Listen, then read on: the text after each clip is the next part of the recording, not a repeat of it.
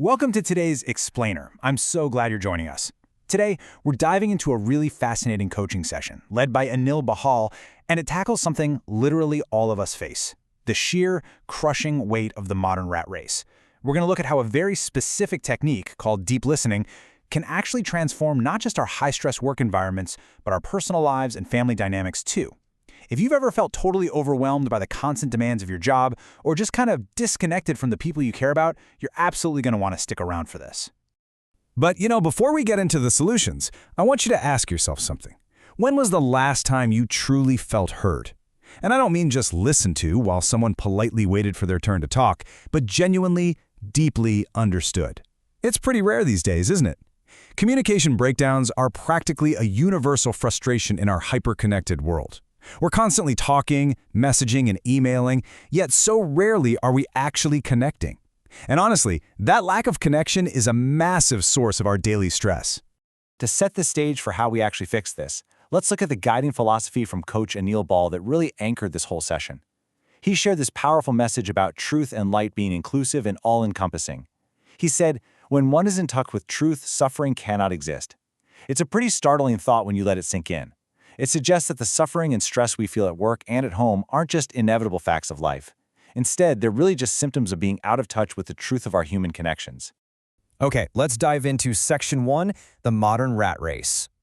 Now, to understand the cure, we really need to understand the disease. The folks in this session weren't monks meditating on a mountain, right? They were regular professionals dealing with intense, real-world pressure. Take a look at this specific case study from the session. We'll call him P, and he's a bank branch manager. The group actually compared the stress levels of the banking profession against engineering, and P painted a really vivid picture. He described being caught in a total vice of constant pressure from literally all sides: his staff, the public, the bosses. Plus, he highlighted the severe fraud risks that branch managers are constantly held responsible for, all while pointing out that banking salaries are often way lower globally compared to the intense stress of the job itself.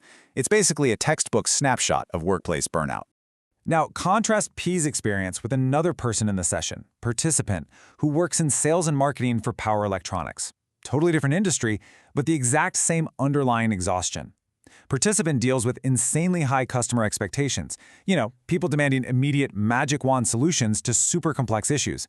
But beyond that daily grind, he expressed this profound sense of regret about his life's aim, feeling like he was just navigating life without a clear destination or any real societal purpose.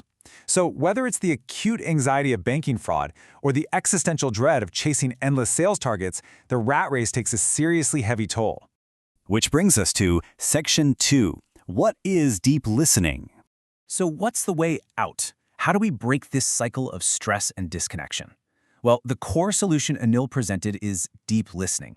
And to be clear, deep listening isn't just about keeping quiet while the other person vents. It is the active, intentional process of creating safe spaces for open communication.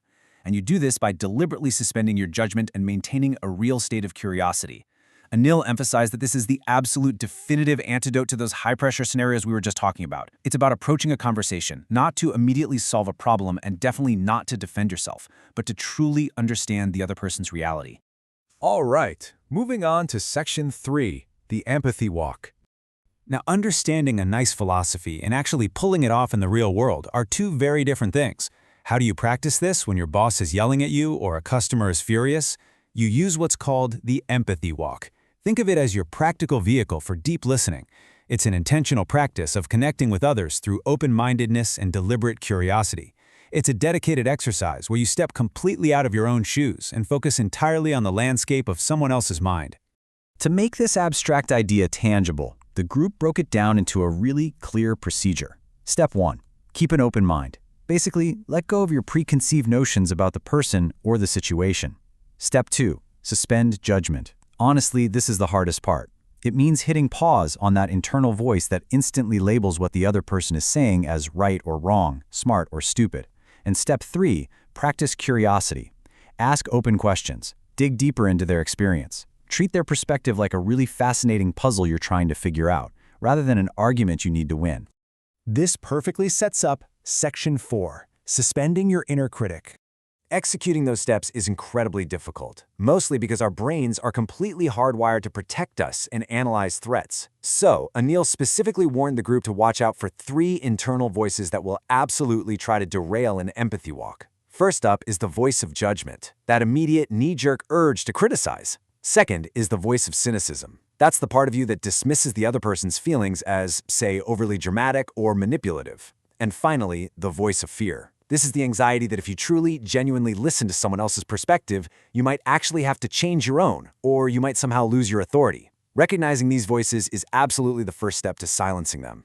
And to practice silencing those exact voices, P and the participant did an actual empathy walk right there in the session. They did it simply by sharing their geographical and personal histories. P talked about living with his family and working in places like 1980s Bombay, Gorakhpur, and Bareilly. Then the participant shared his experiences living near Dwarka Court, and he talked about the development of industrial towns like Hinja, bringing up the presence of major factories from Mahindra and Tata. By just sharing and listening to these personal, fragmented histories without any judgment, they were actively practicing the art of building connection. They focused on shared humanity and worked on actively suspending that inner critic.